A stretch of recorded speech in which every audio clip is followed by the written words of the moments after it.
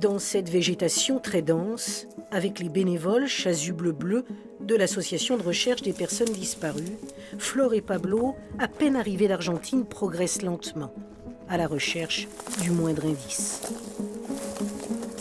Un sac, un portefeuille, des vêtements, des vêtements, des os, malheureusement.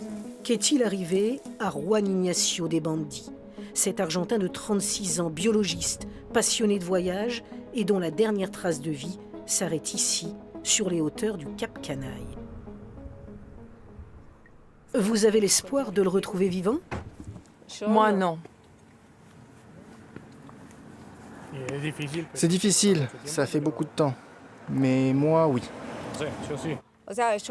Moi, quand je dis que je n'ai plus d'espoir de le retrouver vivant, je ne crois pas à un suicide, je pense à un accident.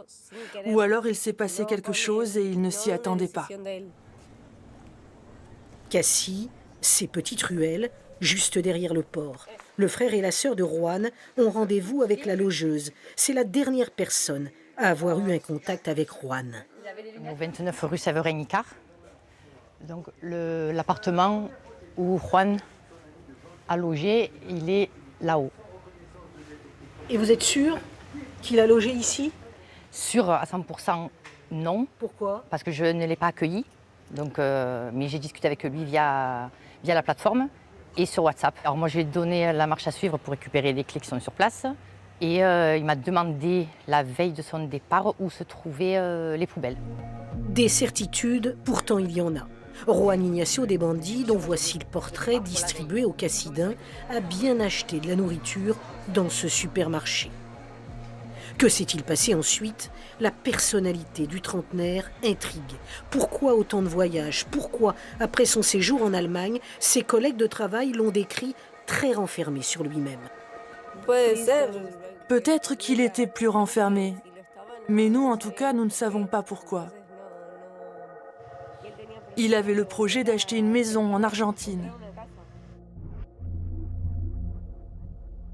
Dans la foulée, la famille a rendez-vous avec les enquêteurs de la gendarmerie. L'entretien a duré 3 heures. C'est bien passé? Oui, ça s'est bien passé. Il a pris tout en compte, il a pris aussi l'ADN. Ils ont marqué plusieurs antennes et la gendarme l'a donné l'antenne précise. C'est celle-ci qu'elle a pris. Donc on peut estimer un rayon d'environ 10 km. Sa dernière connexion est à 12h45, en début d'après-midi.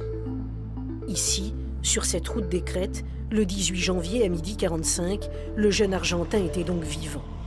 Aucun corps correspondant au sien n'a pour l'instant été retrouvé. Accident, disparition volontaire, mauvaise rencontre, toutes les hypothèses sont étudiées. Juan Ignacio de Bandi fait partie des 10 000 disparitions inquiétantes de majeurs en France chaque année.